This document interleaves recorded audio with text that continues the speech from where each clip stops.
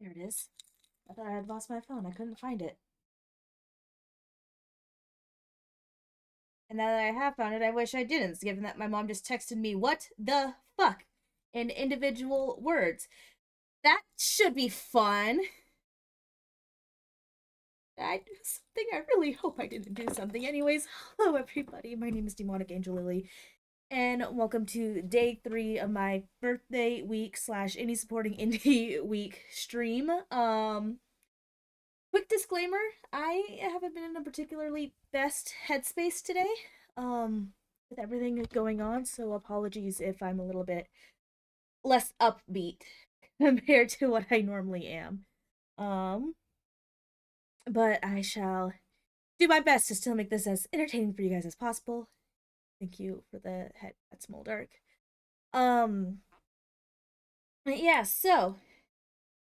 Right, she sent me attachment. Okay, that actually.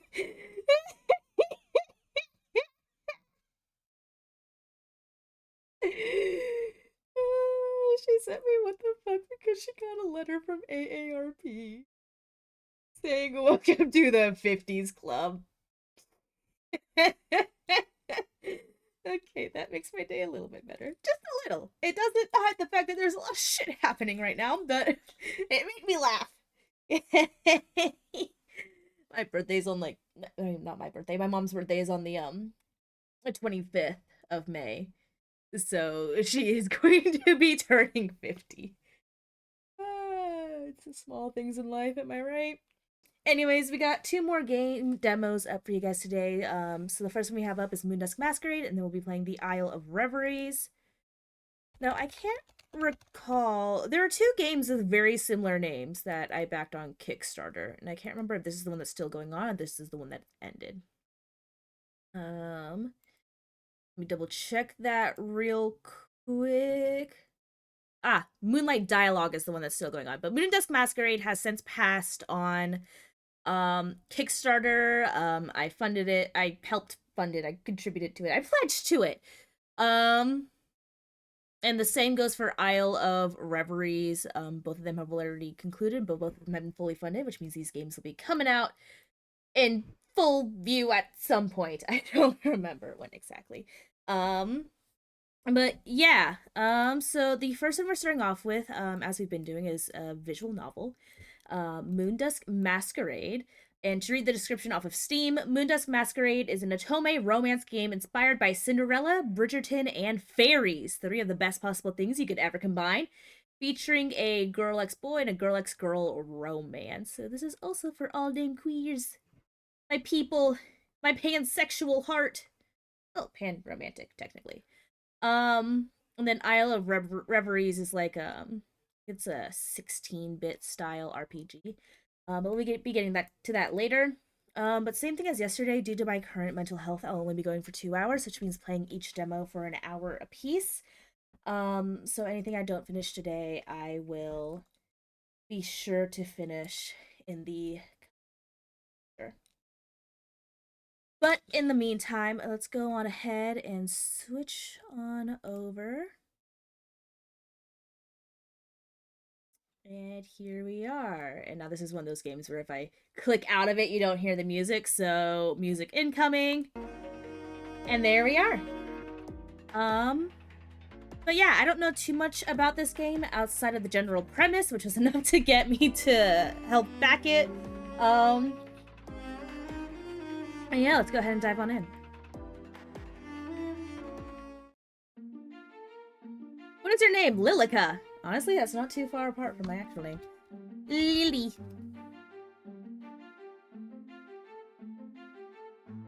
Once upon a time, the fair lunar island, not islands, they're just lands. The fair lunar lands of Celarune was where all of my favorite storybooks and fairy tales once took place. Is this an isekai? A land where the Celestite fairies would gather for glorious starry balls and rejoice under the moonlight. A realm where enchanting surprises would welcome you in every corridor. Be it the endless crescent cascades or gossamer delights, or perhaps if you're lucky, even the hand of a handsome fairy prince. There was a time where I believed that I would someday find myself in such a world, one beyond the rosy fields of Vestim I once called home. And now, I wake up every morning in those lunar lands wishing I could reverse my fate. Dream came true, but it's a dream you didn't want? Lily! Lily, where are you? I can't find my other dancing slipper! Is this... Oh wait, Bridgerton Spire. Of course we have sisters. Lily, I need you to finish combing my braid out. Oh, and my hem needs mending. My brooch tore it again. This is the Cinderella aspect. Lily, where could you have possibly hidden that other bloody slipper? Didn't you hear me? You need to bring the needle and thread now. Yes, their voices are going to change every single line. Lily! Lily! This is my life now. A life of servitude in the court of Moondusk among the Celestites. The fairies here say that I should be grateful for having been spared and taken in instead of being banished back to Vestim after the Chroma Wars. It all happened when I was just a child with nowhere left to call home. And all because my fellow mortals had tried to conquer the forbidden realm of the Lunar Fairies. So that's a big mistake. Never go to war against the fairies. In the process, they'd even led the extinction of one of their species, the Umbral Fairies. Needless to say, there is still a clear victor in that war. With their shrill voices and pattering across every room, I have no choice but to figure out which of my foster sisters to attend to first. Choosing either of them first is always going to be the wrong answer, but here goes nothing. Hi, Zach. Thank you for the head pats. How you doing? I brought the needle and thread, Briar. Which part of the hem needs mending? All of it, really? I keep looking at it and I never realized that you left it uneven. Just look at that raw edge right here. See? No matter how many times I stare at that hem, all I see is my delicate needlework along a perfectly scalloped edge. Are we looking at the same spot? Because I don't see any... Well, of course you don't! You just don't want to take any responsibility for it! Doing good playing some Minecraft? Nice. I knew I should have just pushed Mum to have the tailor take care of it. How am I doing? That is a loaded question. I'm alive, and that's all that's important. Why she insisted upon letting you put your grubby hands on it, I will never know. If only Lady Redora could have stopped clenching her purse as usual. I've lived long enough with the Obersteries to know that that'd be the real fairy tale. Honestly, the last thing I need is to be looking like I've been caught in the wind yet again, right as Prince Callan will ask me to. My obvious fate, Lily! Clad in crinkled satin, anemone comes crunching in and yanks me by the arm. Are you spellbound, or do you think you can simply get away by ignoring me? I'm willing to bet I'm peeking hard, and I apologize. I still haven't figured out the right settings for my mic. Yeah, streaming tends to be a good distraction, Zach. So I appreciate you. Oh my god, why is Discord going off?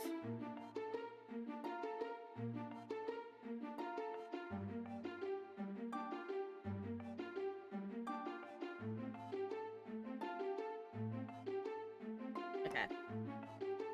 The carriage has already arrived, and I still can't find my dancing slipper. What do you think Mother will do when she sees that I'm not wearing the diamond pair she bought for me to match my mask? Did you check under the bed? That's where the ruby slippers were last time. Well, you go check for me. I've already looked everywhere and I'm frazzled as it is. No, Lily, you need to fix my hem. You wait until after I find my slipper. How about you wait for once instead of always going first? How is that possible when it's always you who's... Darlings, please, the carriage is already here. You both best be making your way to it now. The last thing you want is for the Meadowberry sisters to steal the first dances with Prince Callan, as usual. I'll be ready in a moment's breath. As will I, Mummy. I wouldn't dare let Lavender Meadowberry take my spot again. I streamed yesterday for just under 3 hours, my longest stream yet. Partner and I stream some Minecraft. Nice. Good for you. You'll still have to wait for the second spot once Callan asks me first, though. I will not. Darling's carriage now. Your father is waiting. As for you, Lily.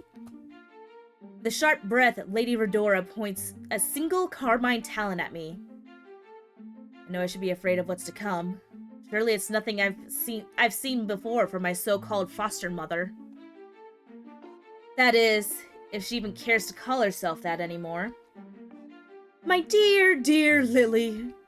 Nothing bereaves me more than having to remind you what this evening means to this family, especially your sisters.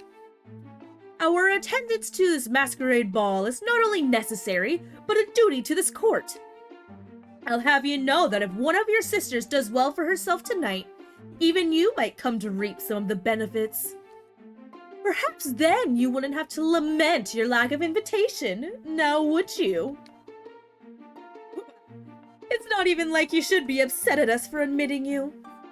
The Moondusk Court has its traditions regarding certain species, especially since the war ended. So why not simply support your sister's prospects instead? Ooh, surely tonight could have still been an exception. Perhaps I'll find my own invitation someday. I'll pick the future aspect. No point in bringing anger to me for a current thought. Oh. Well, perhaps I'll find my own invitation someday. Perhaps. Yet, for someone who claims to be grateful for being rescued when she did, one would think you'd cease making this about yourself again. With the current negotiations in place, I hardly doubt the court has any plans to change their stance on mortals in Vestim anyway. You're not about to say that you missed that wretched place, do you? It was hard though. I don't know how you streamers do it. Much respect for the craft, I kept accidentally neglecting chat. Yeah, it can be hard sometimes, but I always end up like glancing over every like minute or so just to double check.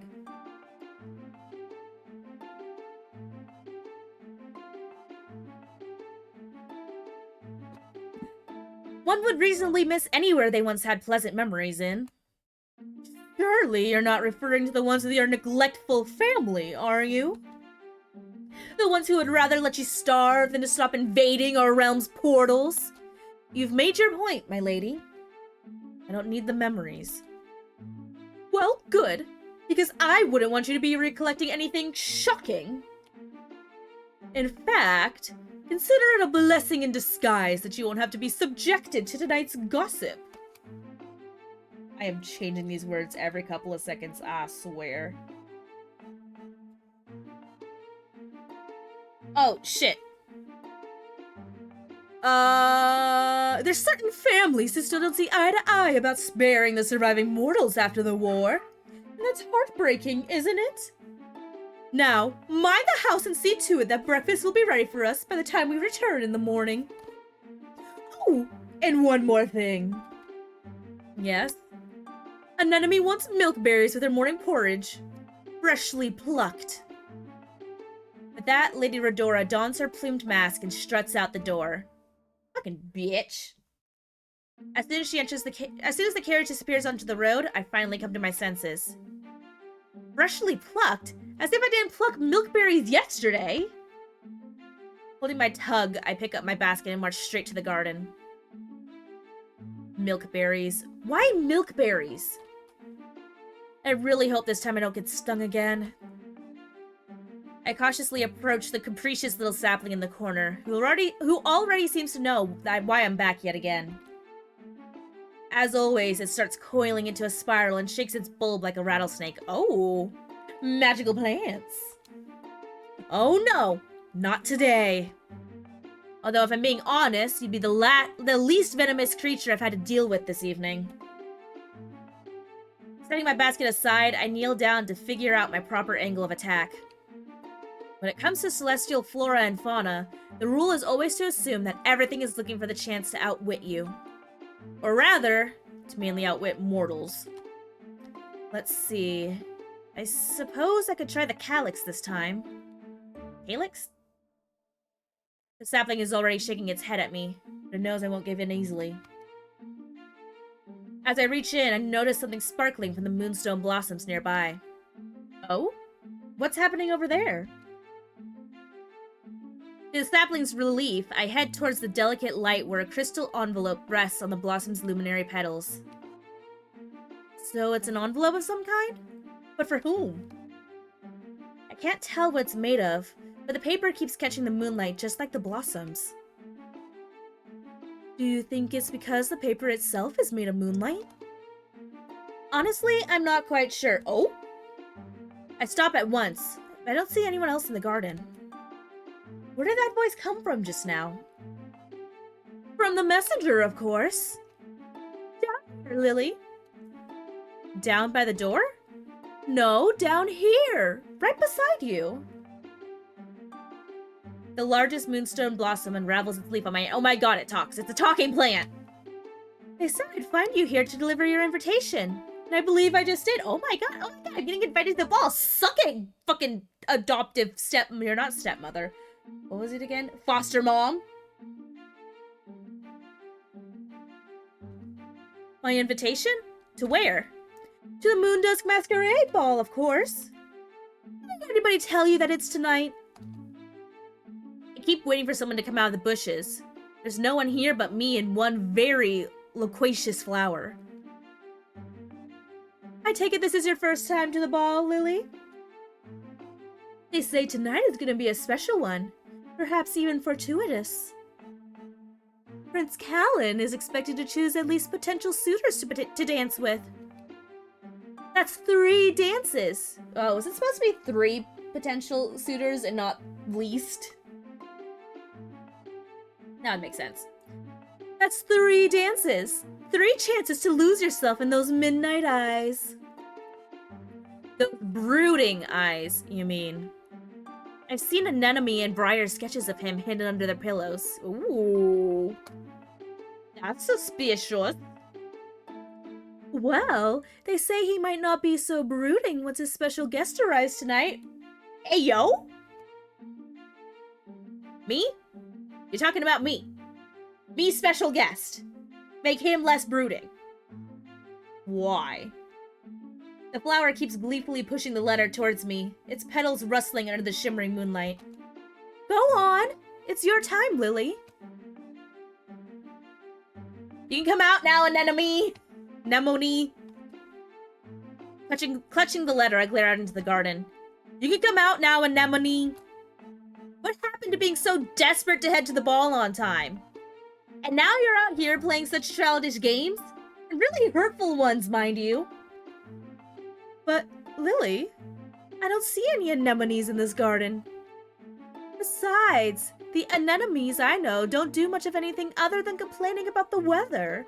Even the other flowers here agree with me. Exactly how long have you been here? I did say I was the messenger.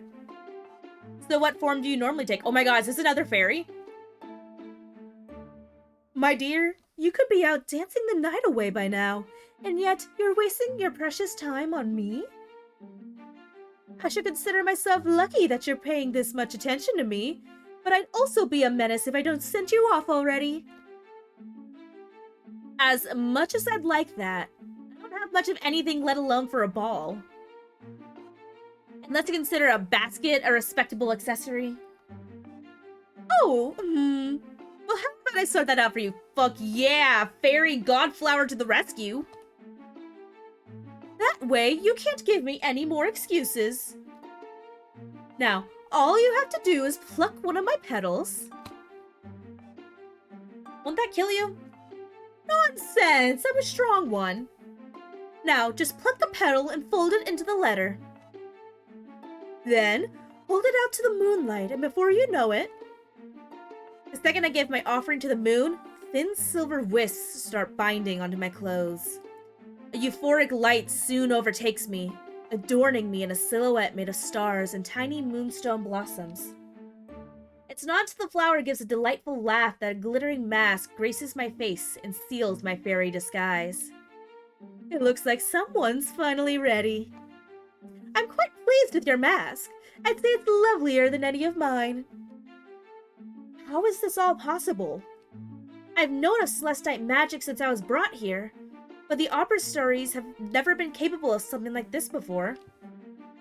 If you're the messenger, then who sent you here? Did I tell you that you only have so much time?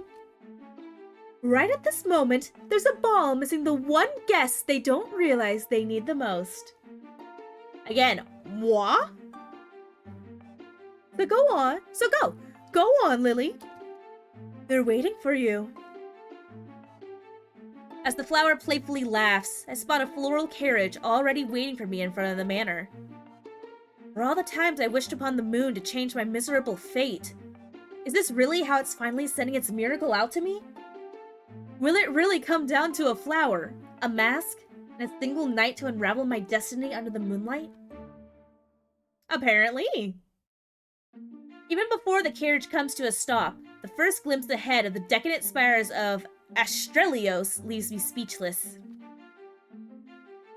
For years, I've grown up listening to Briar and Anemone gush about the royal family's palace. I find it ironic that one of, the evil stepsister types is named Briar, and that's a name that's often used for Sleeping Beauty. I don't know why I find that ironic. Or really just funny, but, you know. Eventually, the topic would always lead back to Prince Callan's enormous assets. Although they'd often bigger about which ones, ooh, guys, tits, ass, or thighs.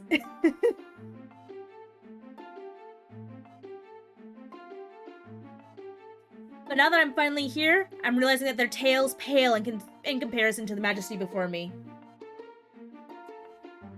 Thanks, Keegan. I step out of the carriage. Personally, it's thighs. As I step out of the carriage as masked guests show their invitations to the guards at the door.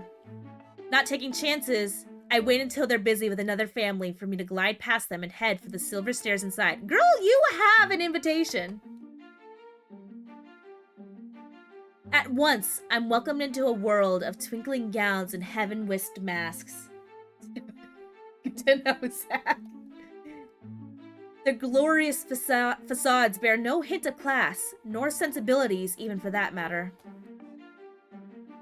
As I can barely tell whether the boisterous mothers who are pushing their offspring to go fill their dancing cards are either peasants or nobles. I'm starting to see a pattern between the Arberstaries and the Arberstaries, the other noble families of this court. However, they're still considered tiers away from the highest class in attendance tonight. I make the mistake of turning around right as the guard spots me from the staircase. Oh no. Surely he knows. I don't waste time searching for a corner to hide, but if only I can make it past this crowd. The guard picks up his pace, refusing to lose sight of me. Sir, I have an invitation! A mysterious flower gave it to me, okay? Back off! Despite my own mask and borrowed wings tucked under my luminescent cloak, we got wings too? Guests are also beginning to look my way. Soon, Lady Redora might notice too. Or worse. You there, the silver! Where's your invitation? We can't let you in without a... Oh! Alstromeria? Hi, cutie! Argento, what has the court told you about scaring our special guests? Yes, I have played Undertale, Keegan. I am only just now connecting the dots. God damn it, Flowey. Guest. Is she yours then, oh wise Alstromeria? If that's what it'll take for you to return to your post, then yes, absolutely. Well, go on then. Can't you tell that you've already frightened my guests? Oh my god, hello, sir, thank you. That's a she! Never mind, I'm sorry, gender. You are very gender right now. With her regal cape swishing behind her, the masked magician gracefully offers me her arm. Come along, I've been wondering when you'd arrive. I was starting to get a little worried if you'd lost your way. You've been expecting me? Hi, Amber. How you doing? Well, it appears that you're my guest now, aren't you? He's cute. As the Grandia Stella of this court, I was indeed told that I could invite whomever I desired. Funny how that works, isn't it? Chuckling to herself, Alstroemeria sneaks a glance at Argento. Still not great, but streaming is a good distraction. Thank you for all the head pats. I appreciate it. Once he finally turns away, she drapes some of her cape down my back, and we walk together. Blah, blah, blah. Okay. It's always so amusing when he knows he has to give up. As you see, there's nothing fearsome about Argento. You simply have to know how to give him your most affirmative voice, and he'll assume anything you say has come from His Majesty's orders. Or mine. It's amusing watching the expression he makes whenever you say it. Although yours is quite a sight as well. Why so surprised, my dearest guest? Are you my flower? Are you Flowey? Are you my flower? Am I your flower? Are you trying to tease me about my name? I'll have you know that I'm quite fond of it. So much so that I'm curious to know what it'll sound like when you call me by it. Well, Astromeria, how you doing? Shouldn't I be calling you by your court title, Grandia Stella? Perhaps you should when we're among other officials of the court. But I don't mind if we made this our first little secret. Oh, our first? Are you implying that there'll be more?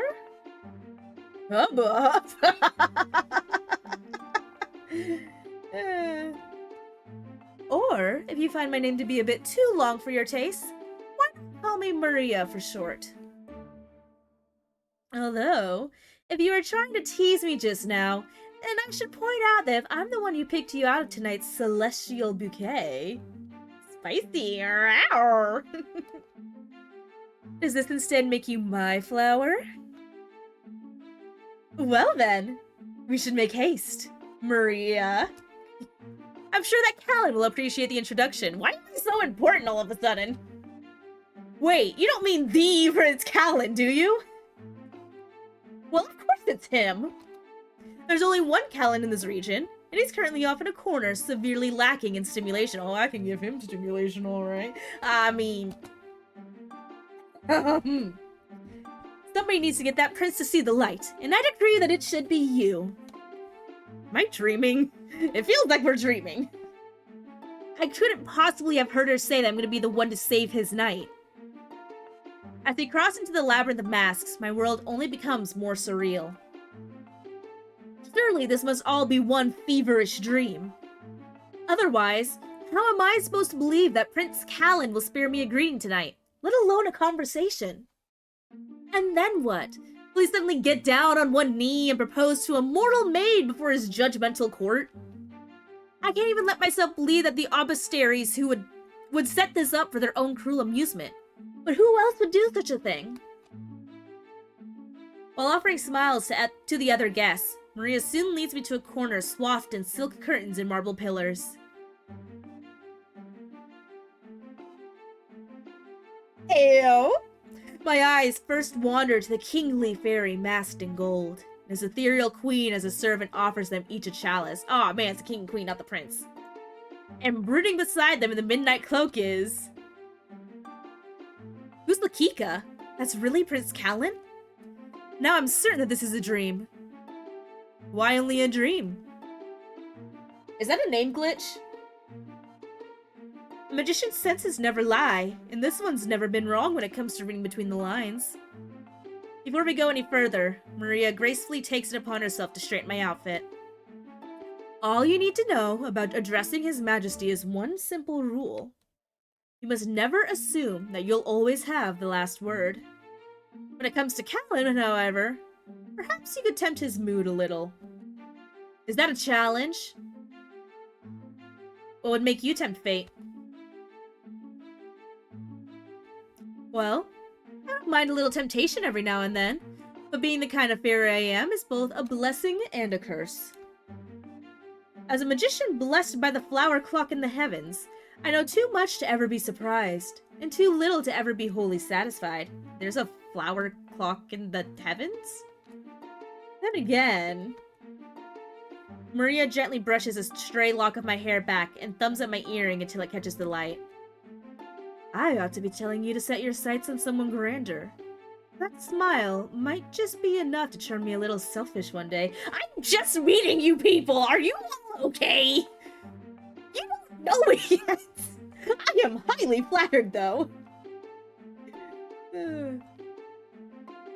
If such a thing were to ever happen, then I'd be asking for a delicious sort of danger. Now would I? Maria finishes by gently flicking the pearls hanging off of my mask. Ma'am, this is extra spicy. There, now you look perfect. Perfect for whatever destiny awaits you. With a wave of Maria's hand, the servants welcome us into the private royal circle. I want to trust Maria that this isn't a dream. How can someone explain being within King Kalis and Queen Calmian's presence like this? Calmiene? I'm even well aware that not just anybody gets to meet with them at their leisure. Not even the Abbastaries have mentioned sharing anything more with them than a greeting before. Spotting us, the King and Queen beckons us with mysterious matching smiles. Who the fuck am I? There you are, Maria. We were just wondering where you'd run off to this time. Don't you see that she's brought a guest? A lovely one, as it seems. You always seem to have a good eye for the best dressed of the night, my dear. All but Kalen shares a chuckle as he leans against the pillar. Ah, I'll gladly accept the title. I thought the very same thing as soon as she came through the doors. Imagine to my surprise when she not only revealed that she has impeccable sense of style, but that she's an absolute delight. As a matter of fact, I believe our guest here might have a thing or two in common with a certain son of yours. Oh my god, the ideal wing woman. Ah, did you hear that, my son? Maria has found you a good conversationalist. Doesn't that inspire any ideas? You've yet to offer any dances tonight. With a husky sigh, Callan finally pulls away from the pillar to face me. Did I mention that this is made of a studio of women?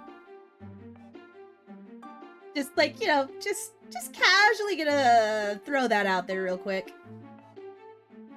The moment his eyes soften, I almost forget to breathe.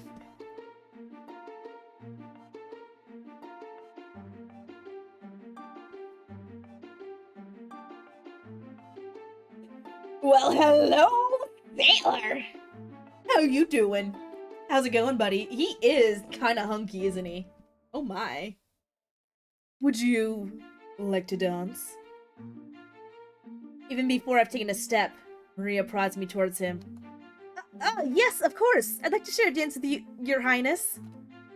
Apologies for forgetting my formalities. I don't mind, neither do my parents, if you can believe such a thing. Seems like a legal fever game. He's telling the truth.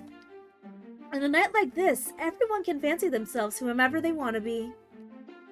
For once, we don't see it fit to question it. Not when something thrilling might come out from all of this. So run along, my dears, and enjoy that good conversation. I'll be here waiting with Maria, perhaps starting on those cards and invitations. Already, we're getting married. What the fuck? Mother, please. Helen is quick to offer me his arm and lead me off their circle before Mother can say any more. Like, damn, Mom is moving fast. We just got here. Who are you people? Who am I? Some real Han stuff. Here comes the bride. Before leaving, I spot Maria taking a seat beside the queen and helping herself to a chalice. Something tells me that they'll be toasting once we're out of sight. Should I be worried if they do? Everything is happening so fast, and yet it feels like only today has someone chosen to answer my prayers, right? Everything is happening incredibly fast. See you after he abandoned you to freeze to death or whatever happened in Frozen, right? Especially to have this moment here right now, with him. Ooh! It's so pretty! Look at the flowers. This is gorgeous. While the celestial lights and ornaments inside the palace are a sight to behold, the gardens are the true winners of this sparkle. I thought we were going to dance! Doesn't dancing mean that we stay inside the ballroom and not wander out to the gardens? The more I see of this palace, the more it's going to be harder to tear myself away from it. No matter what Maria thinks, I'm still convinced that this might be the only time I'll ever admire this realm in the way I do now. For as heavenly as it is, it's not without its grim reminder of what could have been lost at the hands of mortals, and why this place will never welcome us again. We should be safe here from wandering eyes for now. Or rather, my mother's. Perhaps Maria, although she's not at all like the rest of us. Is she like a seer? How so, your highness? Some of us wear our masks for one night only. Others wear theirs all the time, that they might as well be etched into their faces. However, I doubt this is the conversation you've been waiting to have with me all night. I just got here, buddy. Besides, pushing his cloak aside, Callan offers me his hand. I promised you a dance, didn't I? How could I say no to this elegant face? Reaching forth, I let Callan guide me into a slow waltz under the orchid arches. Jesus Christ, is this romantic? So, you're a friend of Maria's, are you? Apparently. Is that all I'm gonna wind up knowing about you tonight? I'm a mortal, so you may or may not want to kill me. Well, what more would you like to know? How about the fact that I can tell you've never danced with another before? Fuck! He knows. Since we started, you've been hesitating on how to let me lead. Don't tell me this is really your first time. I mean... If you want to talk about first, we can.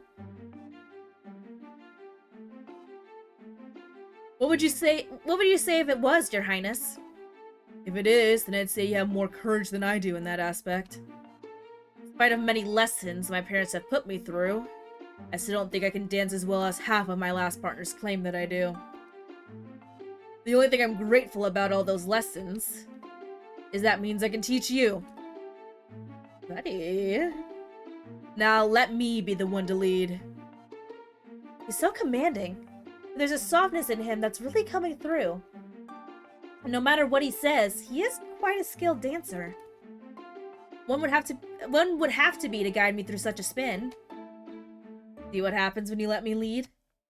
Although I should admit, you have a keen sense of timing. Perhaps better than I do. You don't have to flatter me too much, your highness. I'm well aware that I still have so much to learn about this court and dancing in general. So that's why I haven't seen you here before. Tell me, are you from the Sunbloom Court then? What is a Sunbloom Court? Are you from Sirenvale?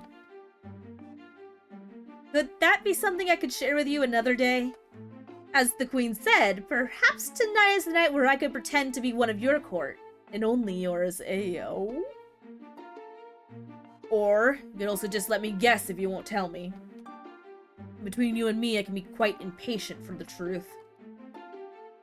Is that all you're impatient for? Your highness? Wow! Ayo!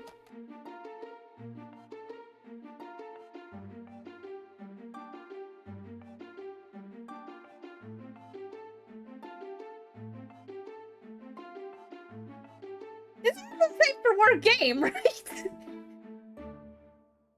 Callan stops our waltz, but he only grows more intense once he sees our hands still intertwined. Even the Lunarian roses have stopped rustling around us, as if waiting to listen for his next words. Contrary to what this court says, I'm not here to make any promises to anybody. Aw, man.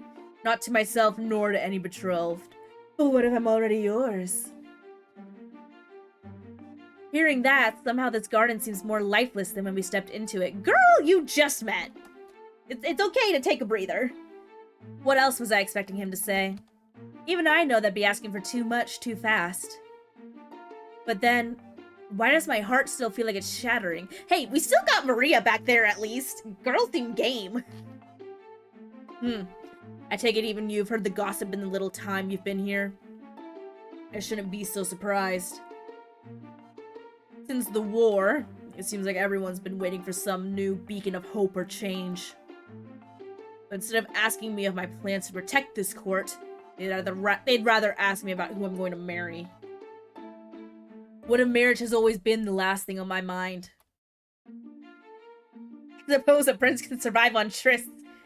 Don't you ever want to know how it feels to fall in love? I want to know what love is. I want you to show me. Oh? But don't you ever want to know how it feels to fall in love? I honestly hope he's ace. Honestly, slay if he is. Finally get some representation around here. Now I'm curious to know which court you're really from. Even then, most monarchs have rarely ever been brought together by love rather than by power. Hi, May! When you know what gum is, when the FBI shoots the Please tell me that is a meme that I just don't understand. Because otherwise I might need to delete that because that might be a little bit too intense for this stream, May.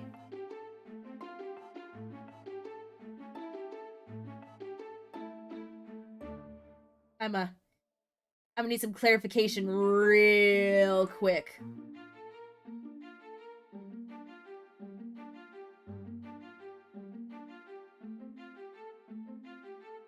May, do I need to delete that comment? Because like I said, that might be a little much.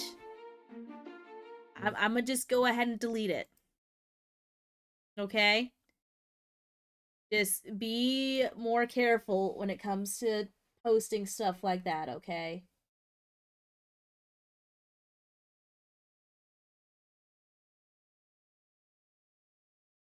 How do I delete? I go here, mod icons.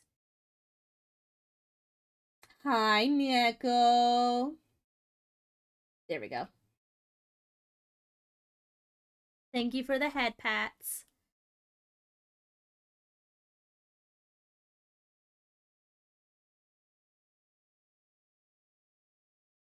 And then back to my channel. I'll leave my mod tab open though.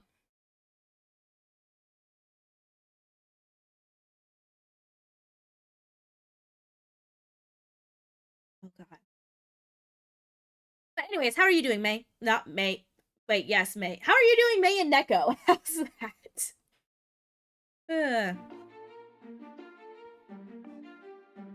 Okay, at Vessel Man should learn how to use each other to get their way.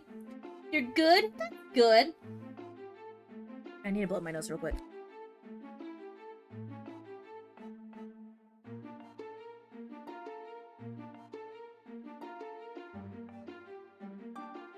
How is Lily? Lily could be much better mentally, but she is coping right now.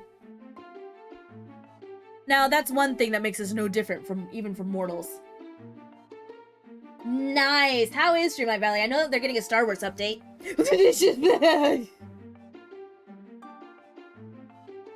Thank you for the love, Neko. That's two things that mortals have in common with Celestites, then. Despite what they say, I know they still believe in the importance of love. Is that what you really think? Well, don't you think that every creature should experience love at least once in a lifetime? Oh, and to answer your question, Neko, oh my god, I'm a cat now. Yeah. Oh god, when I get a new model, I'm gonna have to figure out how to re-add all of these toggles. God damn it, why did my V2 creator have to end up being a bitch? Doing good, got to level 26, still figuring things out. Nice. On the bright side, though, I'm 70% of the way there to my goal, thanks to, Moldark and, Razor. Which is fantastic, and now I'm just struggling trying to find someone who can do a quality model that's not $1,000 some odd dollars. Oh yeah, I don't have a throne toggle set up, but it's just down in my description. Just scroll down on my... I mean, I can. Give me a quick second. If you scroll down though, it's like right down there.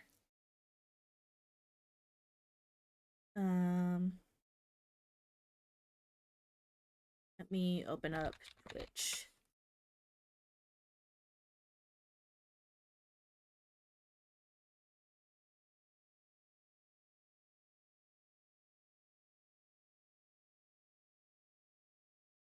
Oh my god. Let me open Throne! You can click on the wish list tab, and then you can also go here. Copy link. There you are.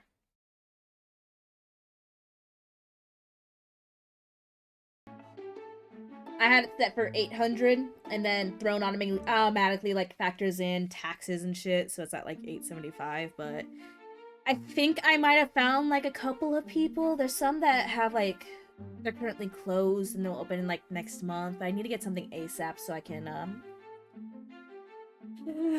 get away from fucking Kazumi. Which, note, if you're thinking about getting a V2 model, do not trust Kazumi Hyro, which is what I did 2 years ago.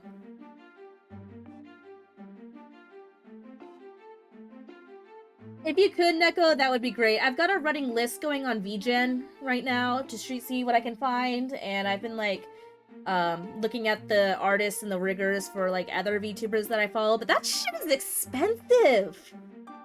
I feel like the safest thing that would be to do would be, like, to use, like, a trusted studio, that other people have used, because at least at that point I can trust that they've actually done the work. But that shit... Kyoki! Kyoki was, like, a really cool one that I found on VGen, but, like, if I wanted to get a high-quality one, it would cost, like, $1,000 to $1,600. Like, Jesus. I'm running on an $800 budget. Yeah. Like I said, I might have found someone. I might have to pay a little bit out of pocket to cover, like, the top of the costs. But... I've been looking. I've been doing my best to find stuff. But anyways, getting back to the game, because this is about them, not me. Well, don't you think that every creature should experience love at least once in their lifetime? Perhaps if more creatures could experience such a wondrous thing, they'd realize the real magic they're capable of. Does this mean that you've experienced such a feeling already? With someone else? Let's not ask that question. My silence only lures him closer. Oh. His hands searching for how to keep me here with him. Be still, my still beating heart. Like, buddy, you're getting awfully close. I told myself earlier that I wouldn't ask for your name. This is getting spicy! But if it's not a name I'll get tonight, then what else can you give me? Oh, buddy. Will you at least tell me why you feel so familiar, and yet realms apart from me? Have we met? Perhaps it's because we've both been looking for something new to believe in. Something to tell us that there's a better path ahead. Fuck, you know what I keep forgetting? This is also inspired by Bridgerton. Of course it's gonna be fucking spicy. Otherwise, will either of us ever be satisfied by staying as prisoners of our own lives? Who are you? His fingers tilt me to him and gently brush up to my mask. I can feel his fingers latching onto my mask, ready to peel it away from me. Is it getting hot in here? A part of me wants to stop him, but the other half of me wants to know if this is the moment that will change everything. Suddenly, a dark aura soars into the night skies and shrouds the moon above into an eclipse. At once, Callan pulls me into his grasp. We both watch in silent terror as the sable mist sprawling towards the castle spires. Stay close to me. I didn't think the beast would come out tonight. Hey, yo, the beast? The beast?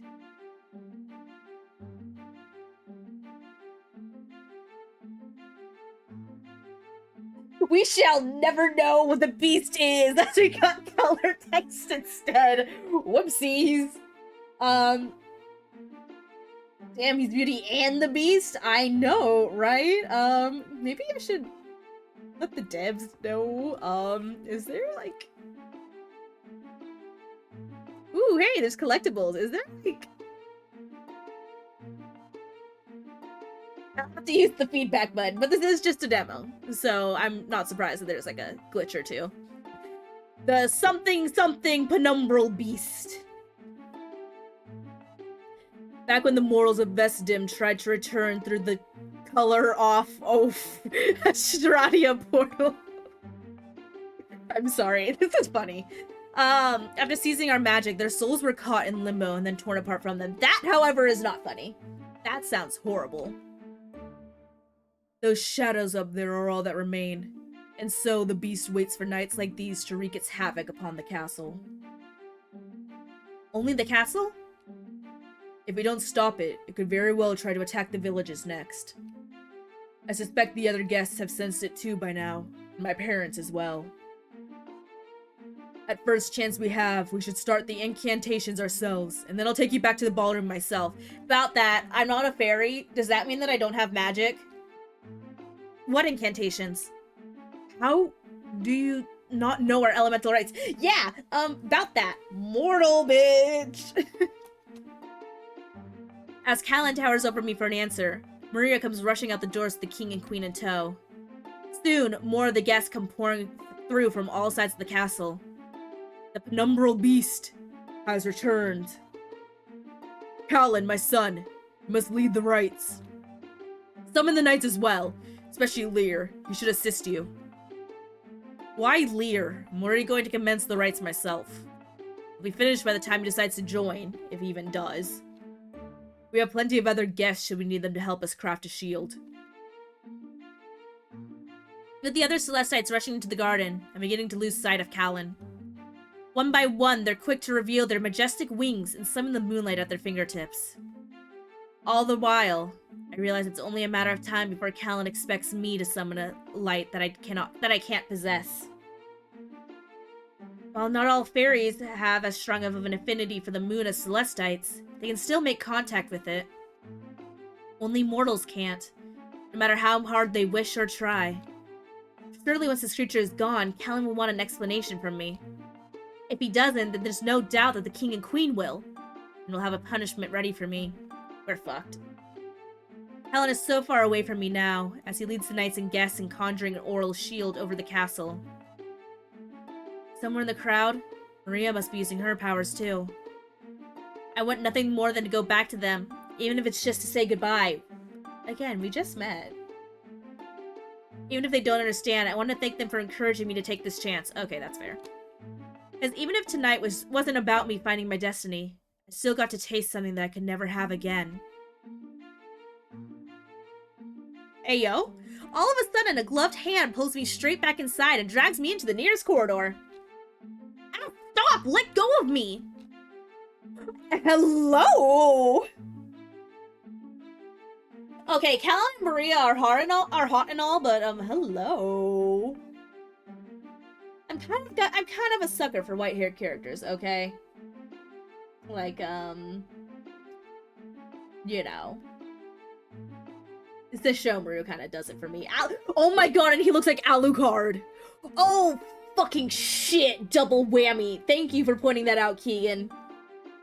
And what? Let you ruin your precious disguise? Are you my fairy? Not my fairy, my flower?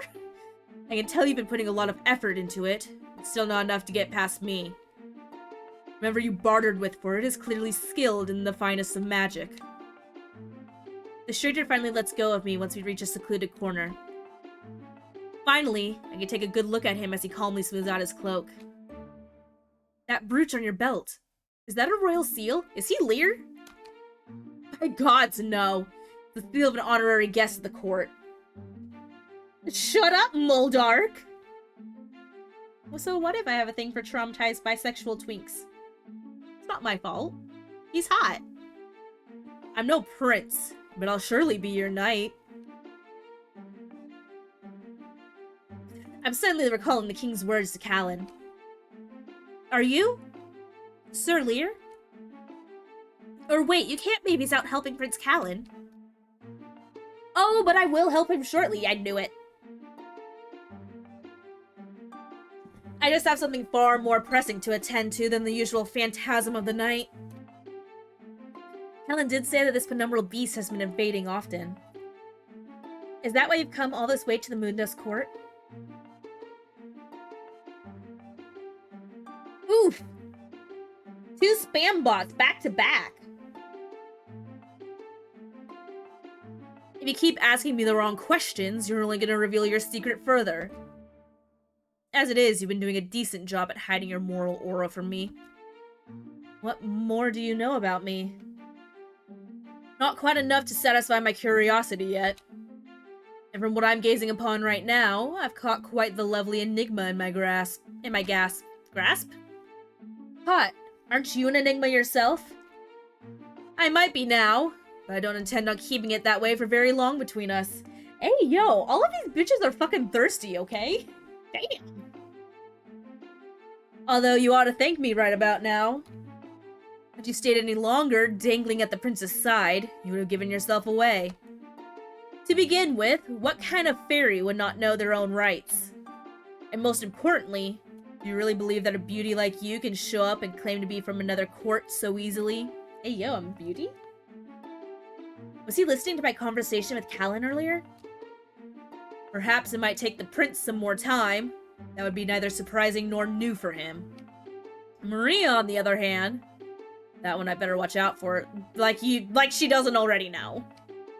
She knows too much, even when she says she doesn't know anything. Now here you are, my beautiful enigma. Yo, my beautiful knight. And look at you, a scoundrel. Am I only a scoundrel because I caught because I caught onto your act? I would think that'd make me someone for you to be keeping an eye on. I mean, gladly. I wouldn't flinch if you wanted to take your time unraveling me. Oh, I'll unravel something, alright. God damn. Thread by thread, a button by button. I'll give you as much time as you need.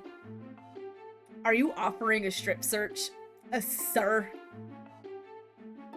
What kind of knight of... Name glitch again? What kind of knight of the court are you really? I'm the one who is only bound to himself. I'm actually feeling like a little bit of a loss of breath. Damn. It's for good reason, mind you. You haven't noticed yet, even the nobility here pretend to be oblivious to their own wealth and privilege. Just imagine the other things they might be so careless about. And yet, they're so quick to lay blame on mortals. Isn't that strange at all to you, my beauty?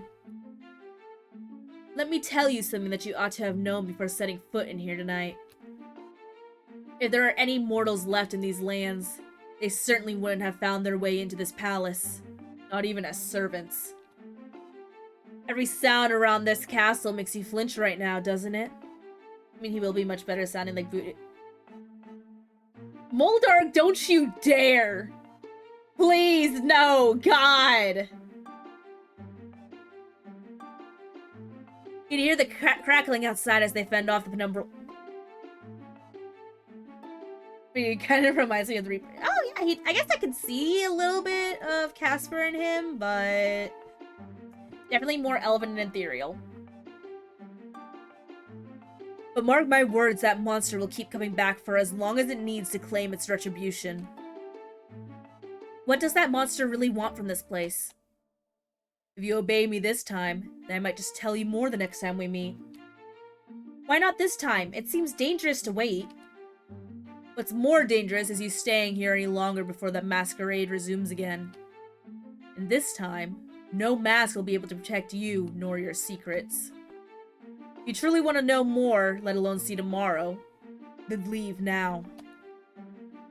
Trust me on this, even if it's for this one time. I wish I had more time to think, but I do hear something bursting outside, followed by a fluttering chorus of wings. Soon I'll hear footsteps once they make their way back into the castle, and then... go, while there's still moonlight. My only chance of surviving is by escaping the starry menagerie. For fate would have it, a short time as a Celestite has finally come to an end.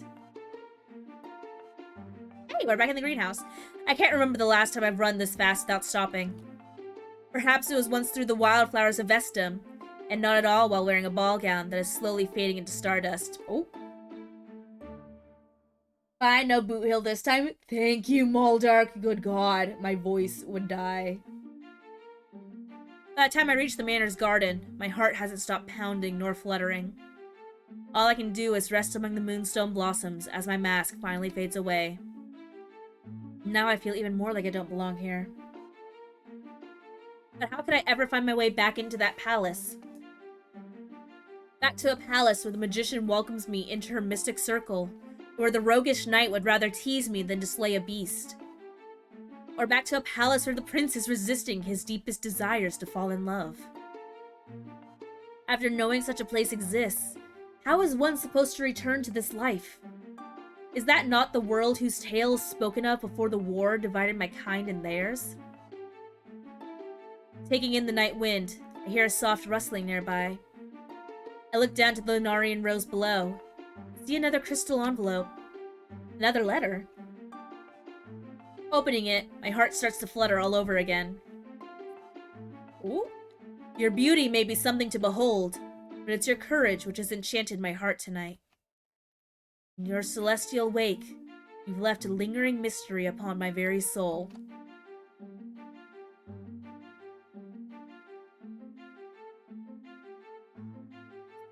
While you left before I could have seen under your mask, I desire another chance to lay claim to your precious spirit.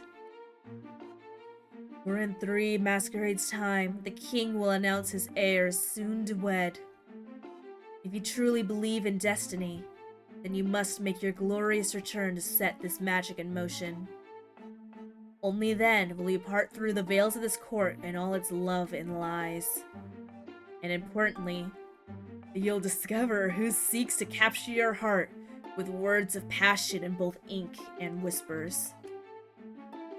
So tell me, my starlit wonder, will you meet me again at the next Moonlight Masquerade? Hey, yo! Hydrate fine.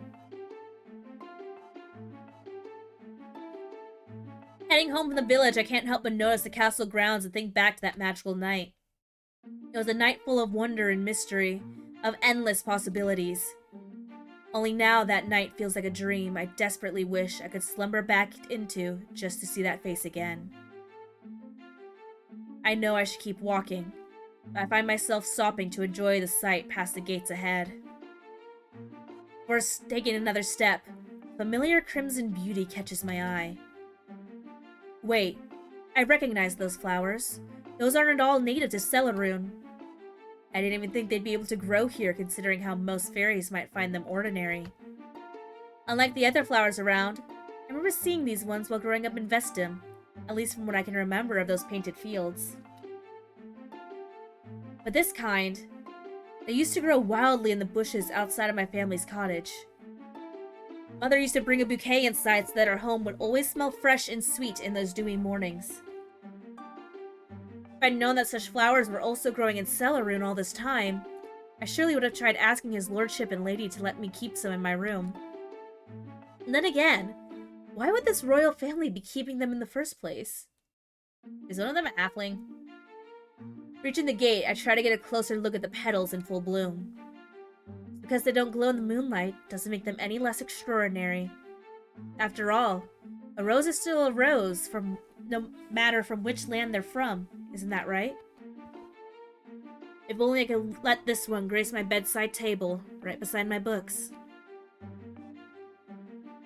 To my surprise, one push is all it takes for the gates to the grounds to swerve open. Oh my.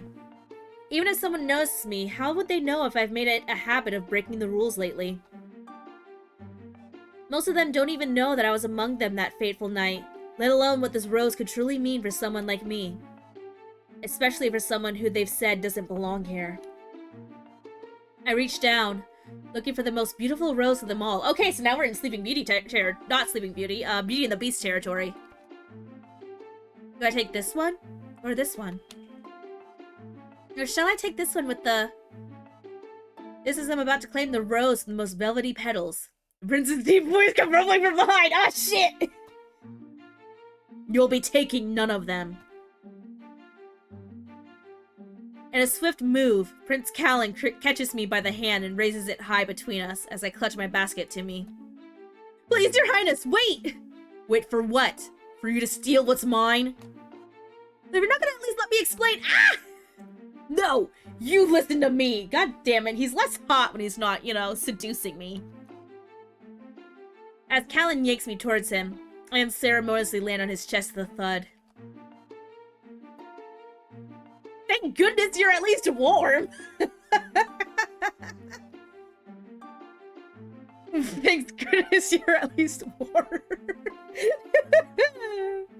This is great. Warm.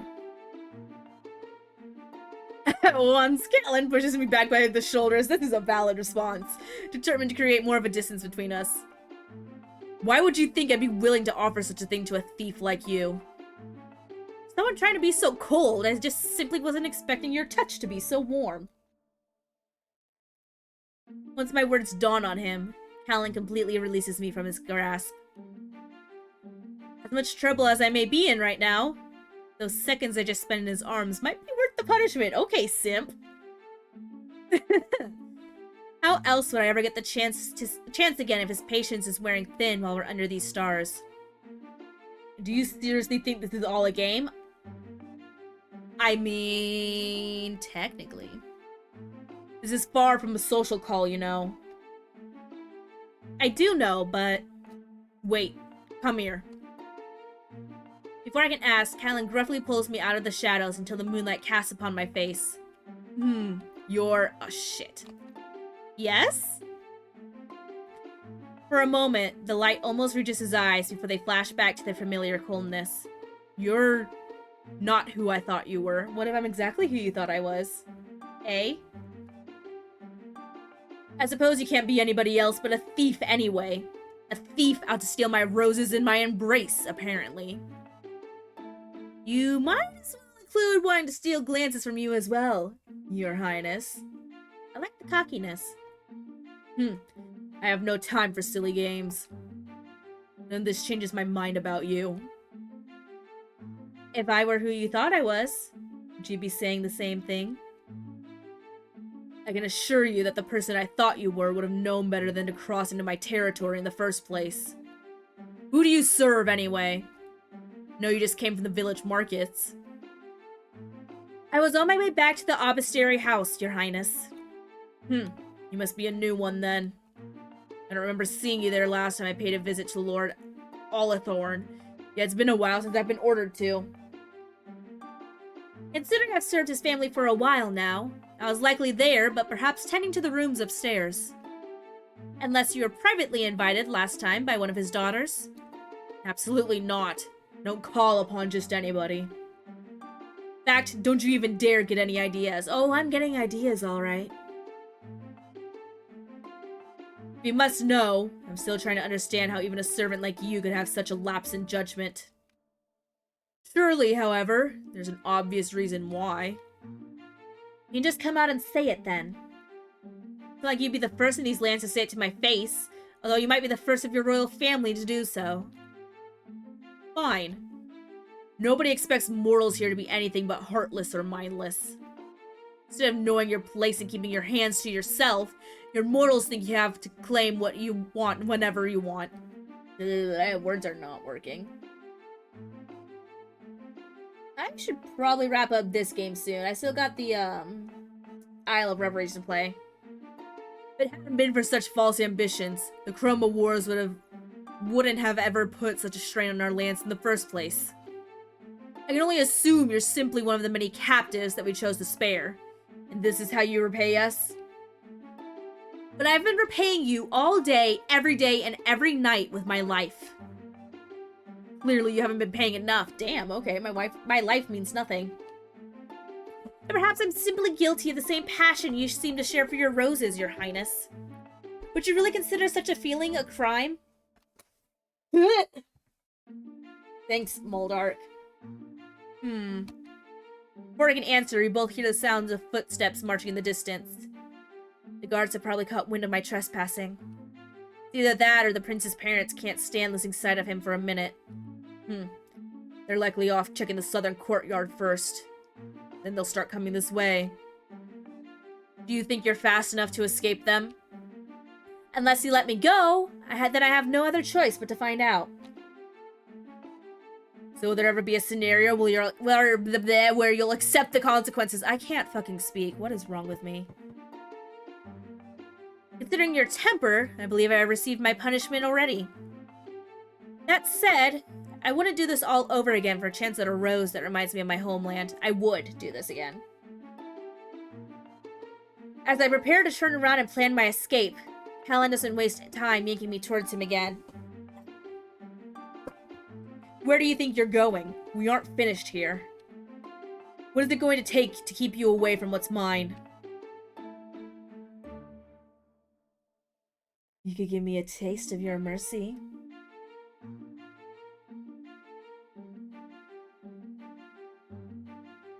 I don't know, Moldark. I think you have that reversed there. You could give me a taste of your mercy. After what you've tried to do, then I might as well not just forgive you, but welcome you into the palace with open arms and give you all the roses you want. I mean, I won't complain if you do. As much as he's trying to mock me, is that a glint in his eye that I'm seeing? Do you really think that after the centuries of pain your kind has put us through, he's so quick to make exceptions? That's probably equally likely, Moldark. Tell me, what would you even do with one of my roses? I thought I'd keep it close to my bed. Because... me? Ah, well. You did mention also that they remind you of the realm beyond this one. I should hope that'd be the only reason. I want to correct him, and I can't bring myself to say it. The way his voice softened just now. It sounds like when he first asked me for my name, right as the penumbral beast had emerged from the starless void that night. Does this rose truly remind you of such a homeland? For everything I've learned about Vestum, I've always found it hard to fathom how such beautiful roses could grow out of such heartless lands. Oh my god, I'm gonna need to refill my water at this point. Scratch that, I do need to refill my water. Is that what you also think I'm only capable of being, Your Highness? A heartless thief from a heartless land? As a matter of fact, The footsteps growing louder, Callan stops in his tracks. Get behind me. Now. But, Your Highness, didn't you just say... Even the most beautiful rose has its thorns? Yeah, that's true. Get behind me now! The guards are sprinting this way, desperate to find their intruder. Just before they emerge from the mist, Callan presses me to his back with a hand tied on mine. Smack his ass! Bam! There you are, Your Highness. Have you spotted them yet? Seen who? The gate was broken into just now. We've yet to catch them, but we suspect they must still be nearby. Is there a chance that it is all just some town scoundrel or careless peasant like last time? As it is, they're always playing games and tossing sticks into my rose garden. Peasants or not, we should still be keeping an eye out, Your Highness. We don't want the villagers thinking that these grounds are public, much less for any mortals to be getting any ideas. Huh, I wonder if it's too late for that. What was that, Your Highness? Nothing. Nothing. Nothing that would aid your efforts, I suppose.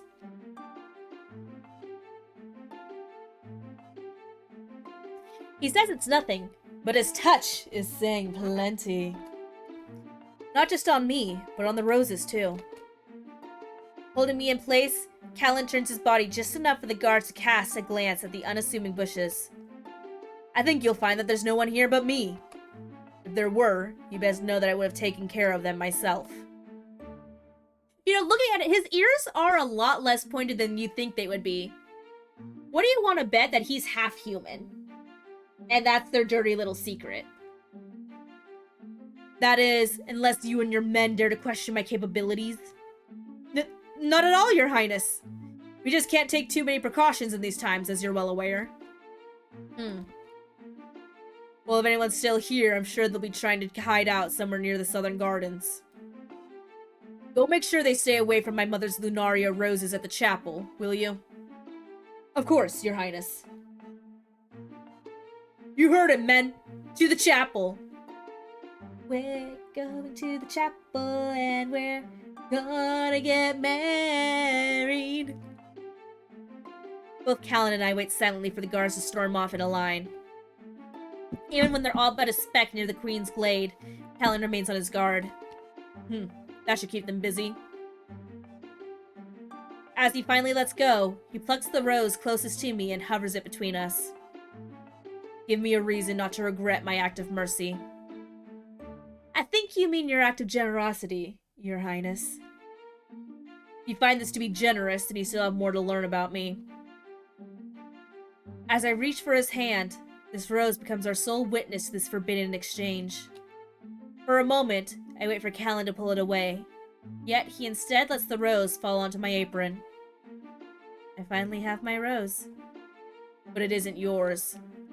No matter what you do, this rose can never truly be yours, because it will always be mine. Hey yo, custody battle right now, bitch!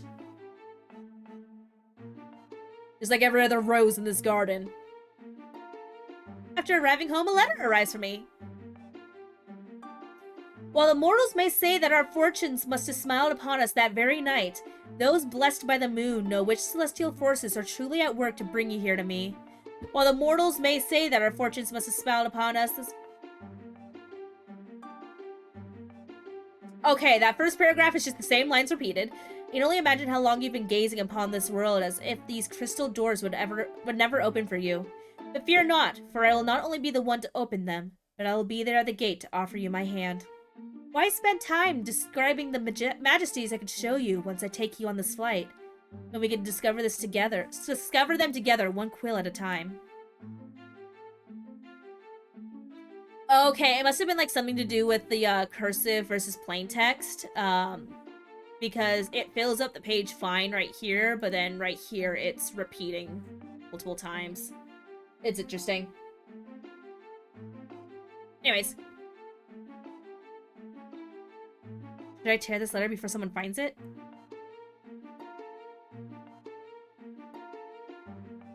Okay, and I'm gonna save it right there. I don't know how much longer there is to this. Okay, fucking never mind. We're gonna keep on going. This is gonna end up being a much longer stream than I had intended it to be, so we'll be getting to Isle of Reveries a little late. With the next masquerade ball quickly approaching, I've been tasked to help my foster sisters prepare for it. As per usual, they insist they know exactly which mask and outfit they're going to wear for the next ball, only to completely change their minds at the last second. Now here I am, trying to pick up a rush order of masks to match their new swan-inspired ensembles. This is all thanks to that salacious new novel that's been taking over the tea time chatter across the town. Dearest gentle readers. Now everybody seems to fancy themselves as shape-shifting swan maidens who can turn even the most savage of hunters into devoted protectors of the forest. Is that supposed to be like a reference to Swan Lake? I'm sure that'll be the theme for everyone's outfits at the next ball. Crossing the markets, I make my way to the string of shops that every aspiring swan has been visiting lately. There's a shop here, everything. One for everything. One for flowers, ribbons, the tailors, and for millinery? And a feather shop that is suspiciously quite popular at the moment.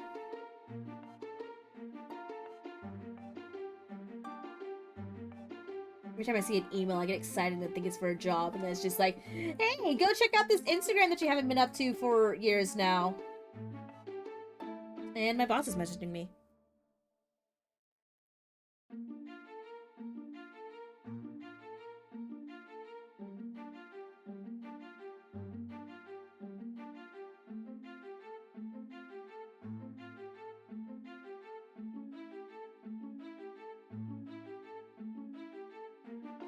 I mean, if it's for extra hours, I will certainly take them. But I am also mid-stream.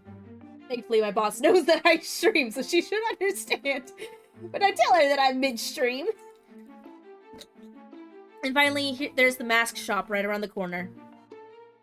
Arriving at the shop, I notice their delivery carriages are all gone. Oh, they must be all out on deliveries.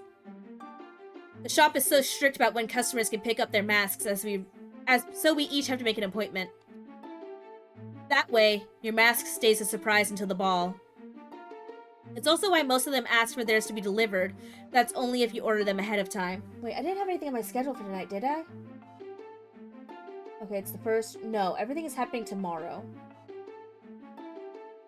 Imagine if my boss had a job and I just like completely forgot about it because of stream. But if it is important, I will pause the stream and then go and help her. Um, Respond afterwards. Otherwise, you'll have to send your maid to fetch it for you. With my pickup time just minutes away, I get ready for the shopkeeper to welcome me inside. He should be letting me in any minute now, right? Just when I expect him to open the door, a man in a midnight cloak swoops past me and storms inside first. What? But wasn't this supposed to be my pickup time? Some bitch is trying to steal my clothes! My sister's clothes. Not that that would really, like, matter to me, but... Shocked, I try to catch the door just before it closes. Who is that stranger? Did I mix up the schedule? But that's not possible. I triple-checked it myself earlier.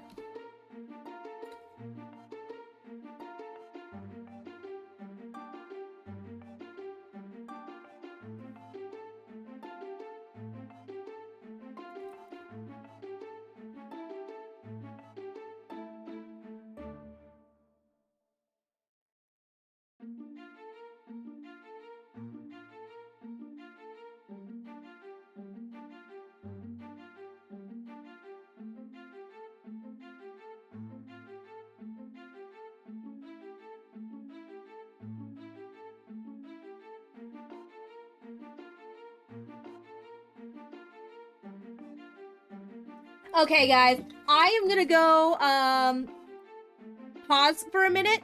And a minute might mean, like, 30 minutes. I know, right? Triple checking my schedule. So my boss is with a friend of hers that works in corrections, and you know, I'm trying to get a job right now. So I'm gonna go pop out for 30 minutes. I'll make sure to edit this out of the YouTube, and yeah, I'm gonna go and market myself for a job. I'll be back in a bit, okay? Okay. Anyways, let me actually copy this real quick. Don't edit out for you want to really wait for 30 you really want me to just leave in a 30-minute space where I'm doing nothing? Yeah, no, I'm gonna edit it out on YouTube. I'll be right back.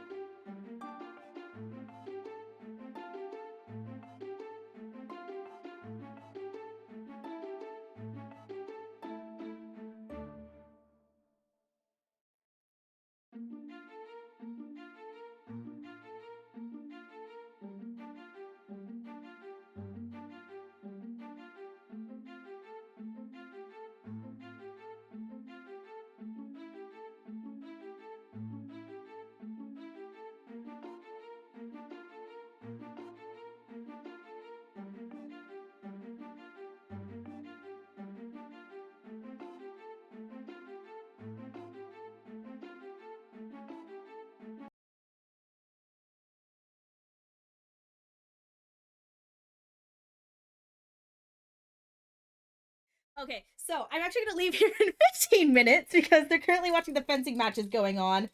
So I can play for 15 more minutes, and then I'm gonna make my way over there, do some hella marketing to try and get myself a job. I'll take a job in corrections if I need to. I can totally work in a prison. The thing I want to be is look. Oh yeah, yeah. Okay. I'm just happy. Like there's something. Praise be my boss and her connections. They're neighbors too, so this like helps me out so much. Anyways.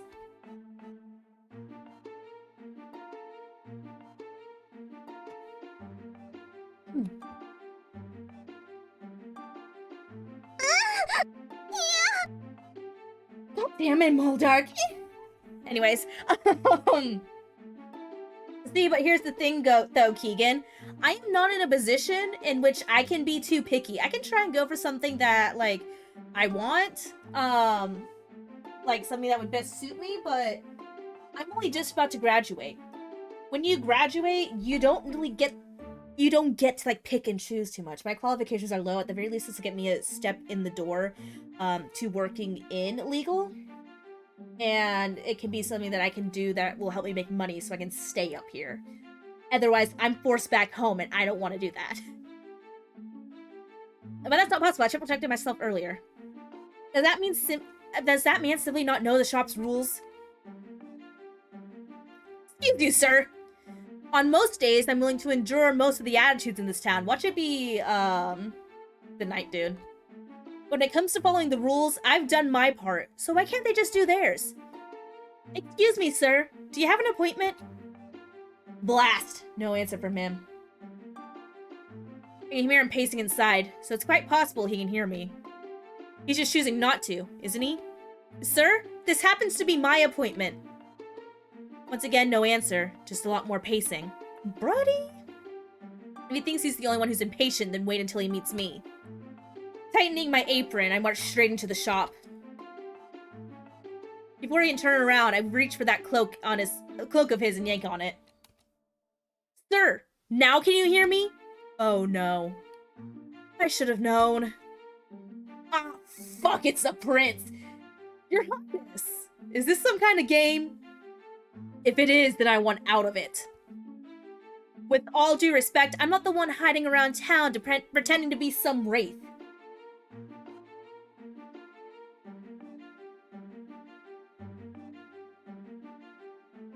Ooh, and Reed's inviting me to stream. Oof. There's a lot going on right now. This also happens to be my appointment for my masks. Your masks? Now I know you're lying. I never said these masks were for myself, Your Highness. I know very well when I stand when it comes to your royal events. For your knowledge, they aren't my events. If it were up to me, I wouldn't be hosting any rubbish of the sort, or even be down here trying to collect my own damned mask. Forgive me, but why do you have to pick it up yourself? Surely you have maids and couriers, or even the shopkeeper himself could hand-deliver it to you at the palace.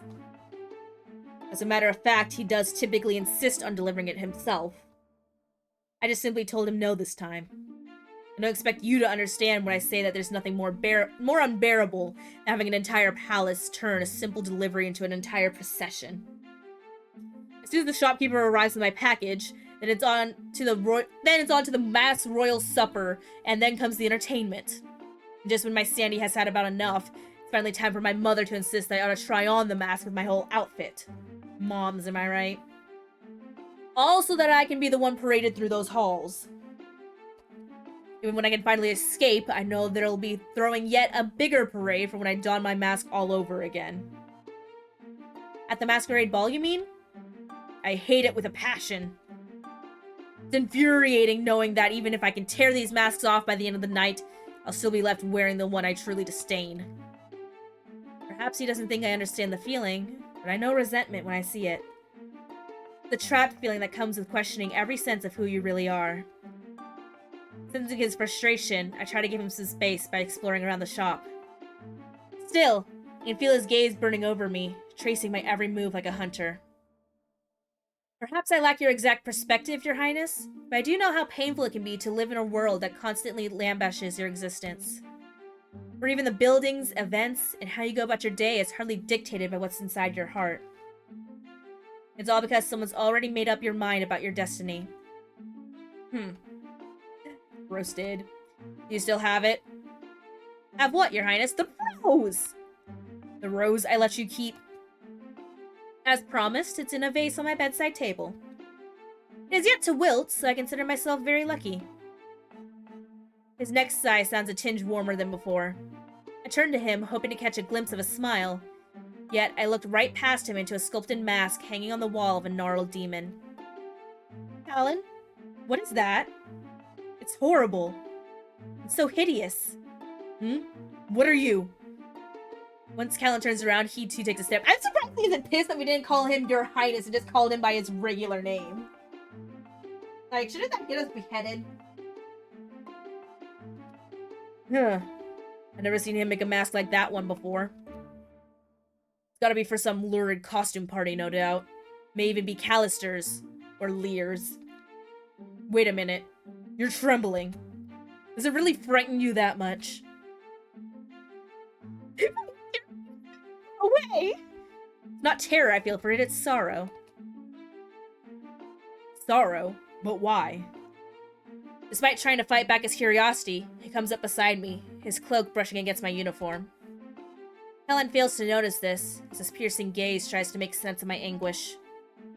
Do you really not know what that thing represents? Even if I did, I don't know if I can let go of this feeling. What would that be? I don't quite know how to explain it, Your Highness. All I know is that if such a creature existed, I can sense that must have held back a lot of sorrow during its lifetime. That is what we're seeing in its expression, isn't it? Its inner darkness consuming it? That's deep. More like it's being exorcised from such darkness. Perhaps that's why I don't consider it such a blasphemous sight.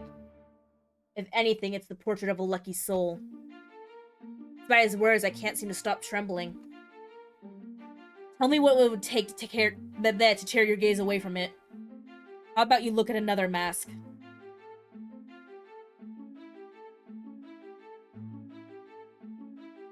Pushing his cloak aside, Callan strides over to a golden half mask of a smiling sun jester. He gives it a leer before trying to hide his face behind it. How about one like this?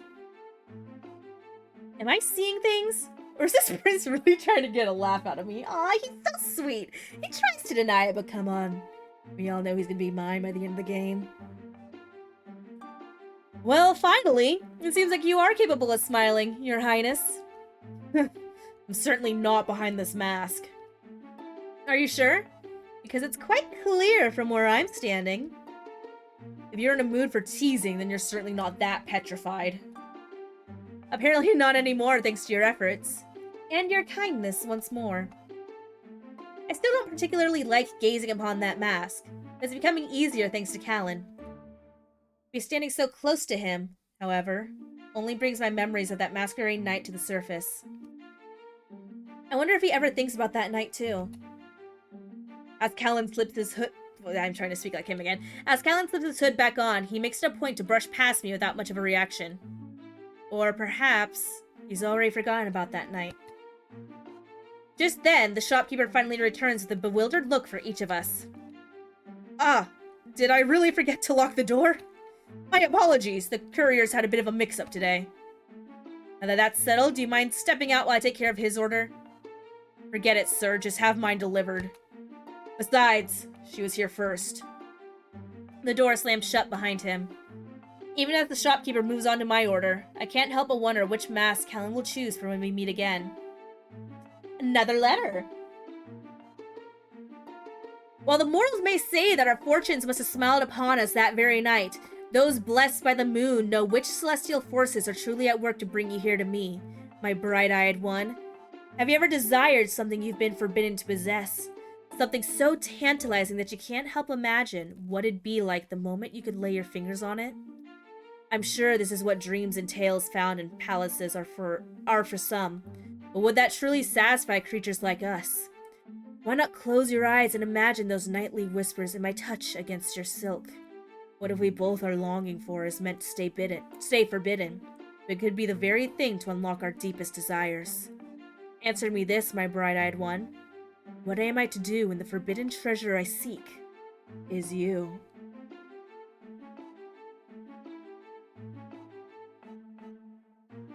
Should I find my way to the palace until I wait for you? Oh my god. Okay, not to complain, but how long is this demo? I need to play Isle of Reveries! This is just gonna end up being a much longer stream than I thought it was gonna be, which is fine. It is just not the way I thought my plan was going to go. If I could pause and save, I would, but... Ah, run! There's a unicorn! Wait, there is? Where? I was hoping to complete more chores off my list, but as luck would have it, my foster sisters have been invited to a luncheon at Australios. Usually have one of the other head maids accompany them to hold their coats and bonnets while they go enjoy their lunchtime chatter. More importantly, the maids are there to make sure that no one gets ideas about fluttering off with one of the nobles, especially one who isn't a prince. Since Clematis is out accompanying his lordship and lady on business in the next town over, the duty has fallen onto me. That is, if my sisters will even let me try to preserve their reputations at this event today. As the other guests gather for tea, I only have so much time to finish helping my foster sisters remove their bonnets. Will you just let me tear this thing off already? I don't want to be late for when Prince Callan shows up. I'm trying, but I'm not sure who tied this knot in the first place. So either you're late, or you'll be meeting him looking like you've been caught in the wind yet again. Have you been counting the amount of times that's actually happened to me? Oh. Oh, hush, and let me untie it for you. Honestly, the fact that you're letting Lily instill fear into you like this serves you no favors. God, I almost broke a nail. Really? Who tied this thing on for you? I did. But only because Mummy took Clematis with her before I finished putting on my gown. Speechless, Anemone turns to me and takes another stab at it instead. Well, Lily? Otherwise, I could try ripping the whole thing off. Wait, you're not serious? Hold it! She just needs to stay still for just one more minute, and... There we go. Alright already, let's go find that prince! Stay inside with the other maids, will you, Lily? Anemone and I need our space. For a moment, I thought she was going to take me with her. Still don't know if I'll even get to see Callan today. Who knows if he'd even have a chance to stop by and say anything, especially while I'm in this corner. For now, I'm to remain as still as a statue, watching this world go on while I remain behind glass until that fateful night comes again. I remain at my post as the other maids finish serving the first course of appetizers and twinkling Melira tea, the midday nectar of the royals. One drop can enhance any fairy's charm during conversation and help them survive through the daily dose of gossip. Meanwhile, other fairies tend to enjoy its bolder side effects. Heyo. I instantly spot both Lear and another dashing noble toasting to each other before downing their tea. Together they strut aside to let a gaggle of blushing heiresses scurry through, each passing a glance at them before remembering to hurry. Look at them. This season is proving to be quite a sight, isn't it? They visit their palace once. They're carving out which nook is where Callan's going to be reading to them by candlelight, among other things. Imagine to their surprise if they discover that not only he never lets just anybody hold his reading candle. Is that what they call it these days? I don't know if they're like this in Sunbloom, but they've always seemed like a rather eager bunch in this court. And I do mean eager. So are they?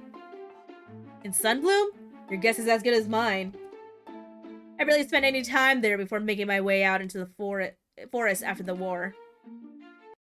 Okay, I have to go now market myself, so I will be back officially. Like, I don't know, 20 minutes, 30? We'll see.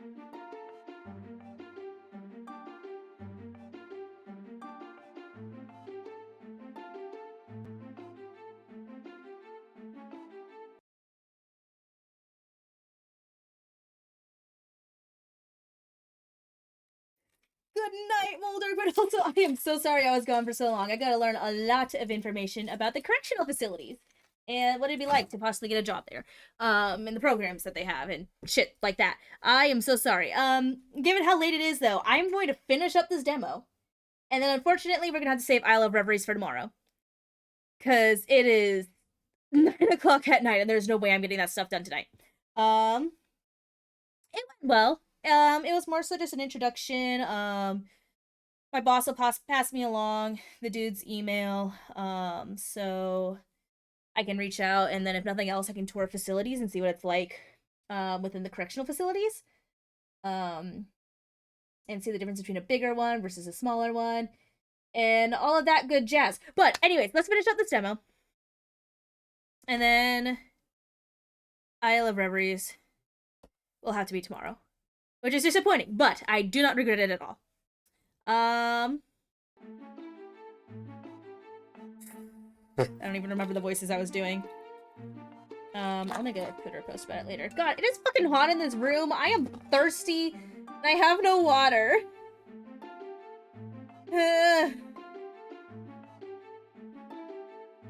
Okay. It'll be fine. Also, thank you for the head pats, Phoenix. I appreciate you. Ah, so the ladies were too rowdy for you there. Is that it? You need to learn how to lie better, Lear. I can tell when a knight's broken a heart or two, or 10. You truly believe it was only 10? So these are who Clematis is usually fending off whenever she chaperones. How am I not surprised that they're only here to scope out who they can lure into their webs? At least I have a clear view of my sisters as they're catching up with the illustrious Lady Alafina. Alafina? Elefante? God, wrong buttons. I try to keep my distance, but Lear keeps moving closer as he downs more his drink. So, you scoundrel, which one first? I don't really think Callan has a thing for the ones who wear too many ruffles, so we could work up the charm on those. I don't think he has a thing for anything. Ah, those don't do it for me anymore. How about the new heiress then? She's supposed to be a songstress as well. Might make your evening a bit more melodic if I do say so myself. Then you take her to choir practice while I find my sport elsewhere. Oh? Who's suddenly replaced your mood with Callan's? Really, Lear? You'd better just be teasing. There you are, Sir Lear. Who's Lysianthus? Oh, lady. A vision of lilies and ivory rushes past me as Lady Lysianthus greets them both with an ethereal bow. With a permanent blush upon her face, she offers Lear a teasing look along with her hand. I hope neither of you are thinking of turning this event into some den of debauchery. Debauchery? Even the Queen was remarking earlier how they might need to restrict more of next ball's invitations. I suspect it must all be thanks to one of you two. Might it have been you, my dear Sir Lear? Your presence indeed comes with a certain reputation. You're going to have to try harder to get more than a little town gossip out of me, my lovely. That said, do continue. I do like watching you try. Alright then, let's see. Perhaps you fancy something a bit less subtle, like a pair of pleading eyes? I can't speak for Lear, but those surely work on me. Now, would you prefer I write those names down, or I find a corner to exchange them in whispers? You're terrible, Callister! But I do want those names. I hope this means you'll tell me what other trouble Sir Lear has gotten himself into at the last ball. If you're asking about whether the king is annoyed at my lateness, then there's nothing more to be said. I explained my reasons for why I let his precious son play the hero for the night. Believe me, I did him a favor by doing so, more than any of you know. So there, and now you've got your gossip for the day. Ah, but that wasn't what I wanted. I suppose this means I'll just have to come back and try harder next time. Much harder. Well, you know where to find me. Oh shit, I never responded to Reed either. Let me open up Discord real.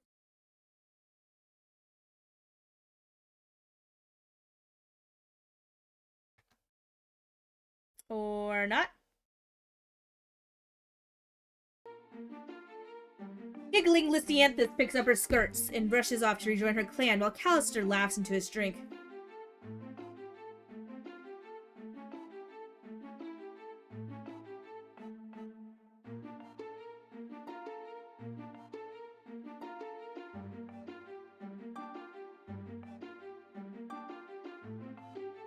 Okay. Forget Callan. Lysianthus has set her sights on you, you lucky bastard. Do you enjoy playing with fire? At the rate you're going, there won't be a suitor left pining for Callan anymore. That alone might be enough to start another war. Well, that's not much of my problem as it's his, isn't it? Besides, that prince has probably been waiting for someone to arrive to make his life less hellish. So you will be seeing Lysianthus again, won't you? Or, oh, tell me you're not eyeing the maid. Ayo! Is he really looking this way? Surely this means he's recognized me. The only thing standing between me and Lear is a single marble vase of Lunarian roses. Once the set of cedar wood and aspen pine reaches my senses, however, there might as well be nothing between us at all. I might as well offer him a cup. If I try to make myself invisible, he's only going to suspect me even more. After watching the other palace maids offer more tea to the guests, I quietly grab a teapot and head over to join them. Would either of you find gentlemen like more Mia Lyra? Well, I was about to cap myself on one, but you've just changed my mind. Just imagine what more you'd be capable of convincing me next. Sir, the scandal! Taking his cup back, Lear slyly toasts to me. To the dutiful maid, may your secrets be kept safe, unless she dares to break my noble heart. In fact, why not promise me such a thing now? Hey, yo. After taking one long, tantalizing sip, he offers his cup out to me for a taste. Go ahead. No one's looking. Is this his way of tormenting me? There's hardly any text on what Mia Lyra could do to a mortal, and yet I know it wouldn't end well for my temptations. It's exactly what he wants, doesn't he? After a moment's breath, I pull the teapot back. The drink is all yours, sir. I'll be fine with some simple, crystalline water for today. Very well, then. Nothing still stops me from toasting in your honor, my noble maid. As Lear takes a sip, I catch Callister staring between the two of us. Would the kind maid be willing to serve me too? Or are you only here to serve this rake? Don't listen to him. He's just sore that I've taken his crown for the time being that I'm visiting. You're far more trustworthy than me? If only. Watch out for this one, maid. Although I'm sure the staff has already warned you about him. Sharing a grin, Callister heads out into the crowd, leaving me with one very thirsty night. Oh, yay, yo! Oh, maid. I might need another refill. Perhaps even another helping of moondust.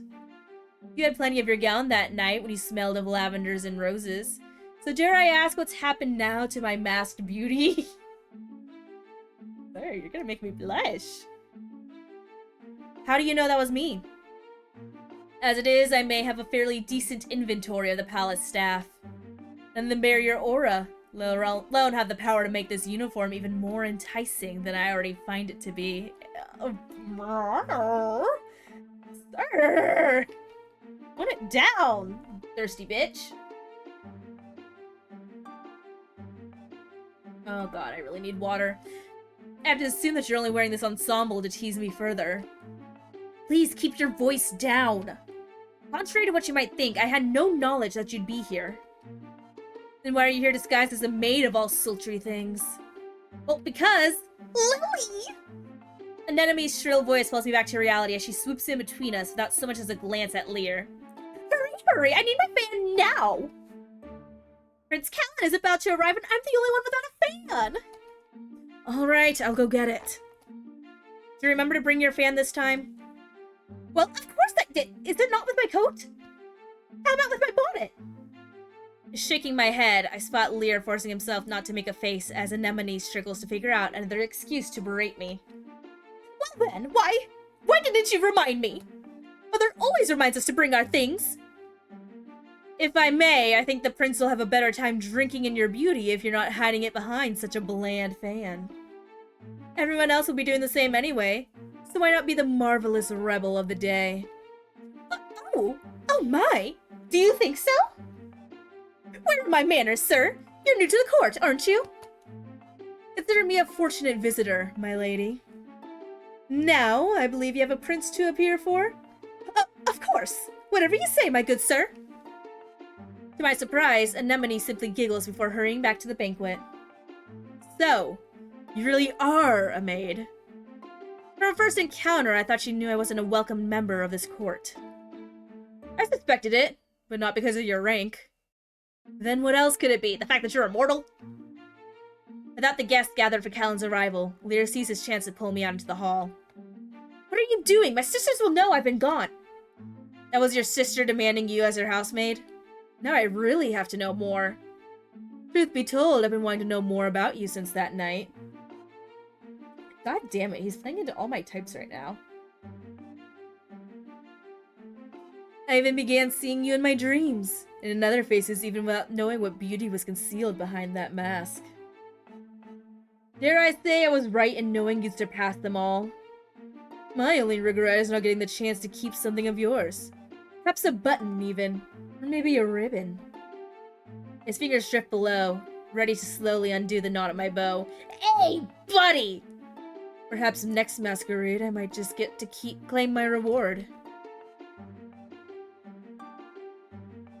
Will you be wearing this tunic again? When you do, will you be wearing this tunic again? If that's what it'll take to get you to find me. I'd like to think if I wore it again for you, then it'll suit the theme we have going on. A knight and his maid who decided to sequester themselves in another room. Unlike the other suitors out in the banquet, nobody questions where the maids have run off to, and with whom. But you're one of the king's men, aren't you? Surely they'll be looking for you if you're gone for too long.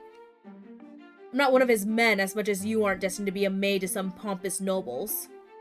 Nobody else here realizes who's been among them all this time. I'm starting to enjoy the fact that only I know who you really are.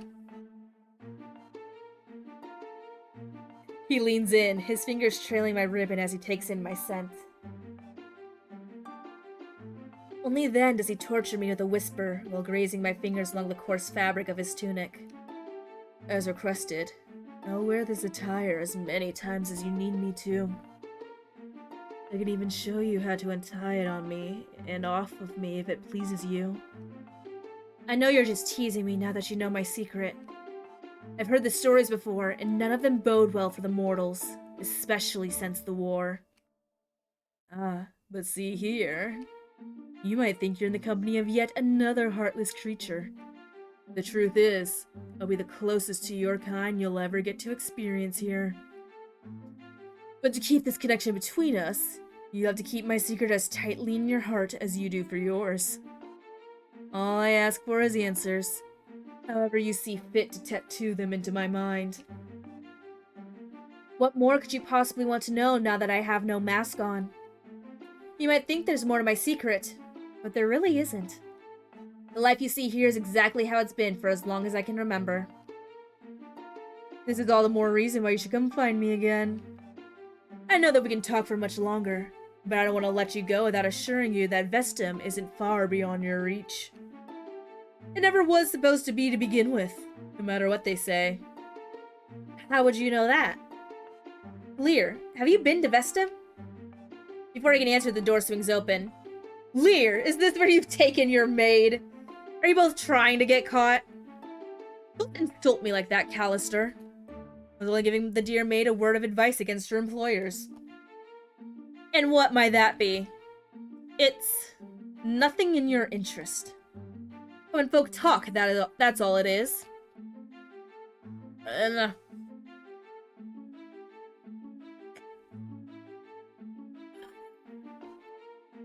don't mind imparting what I've learned along in my journeys, especially when this court seems to particularly enjoy their game of charades. Speaking of charades, you might want to come and see the competition at their most daring.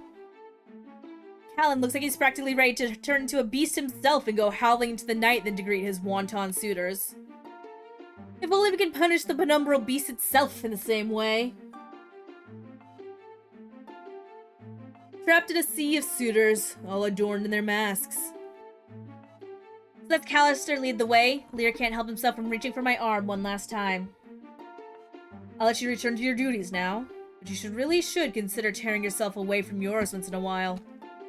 Once you do manage to do so, I'll even help you with tearing that apron off.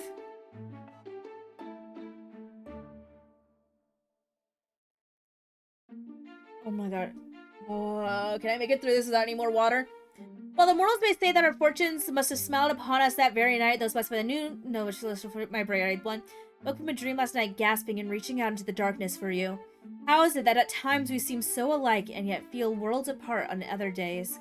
To say that I crave to hear your voice would be an understatement. It would be a downright lie. We were never destined by the celestial seas to simply crave one's voice or vision. We were put on this world to desire and to touch, to possess one another. Promise me that when we look upon each other in those fanciful halls, you won't just think of me. Instead, you must yearn for me as I do for you.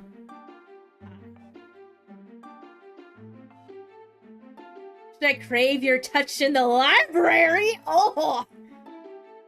Yes, please.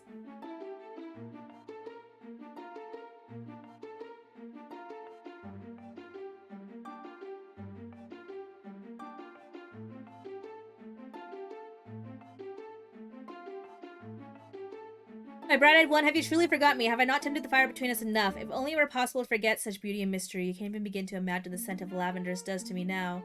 Much more will haunt my dreams onward. God's truly that wicked to keep me from caressing your skin one more time. Had I known your heart was losing its fervor for me, I would have beckoned you with secrets only few dare to know, and relished behind curtains by night. Desire once led me to you, but now its flames have been burnt out. Did I just lose?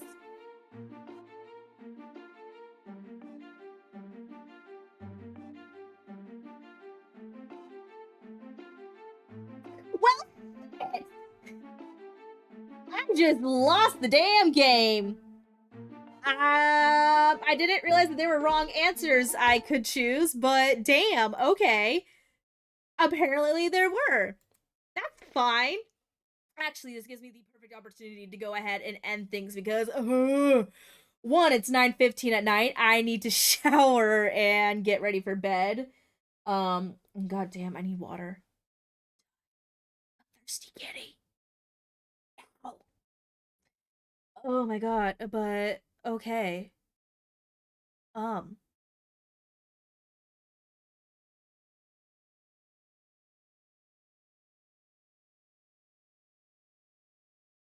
you know what? I think I'll save the right choices for when the full game actually does come out. Because I should be getting a copy of that once it releases, thanks to Kickstarter.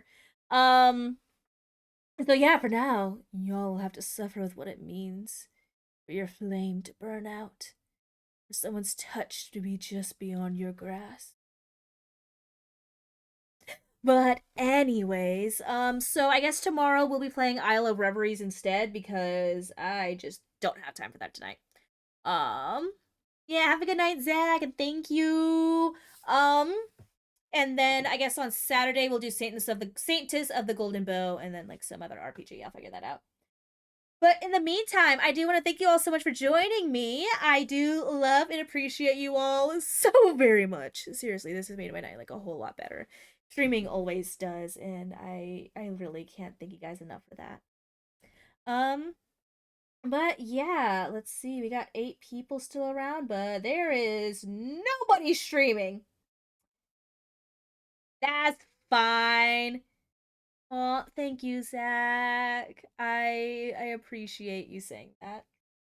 But yeah, in the meantime, I hope you all have a wonderfully demonic rest of your days and or nights. And I'll see you all next time, okay? Love you all. Bye.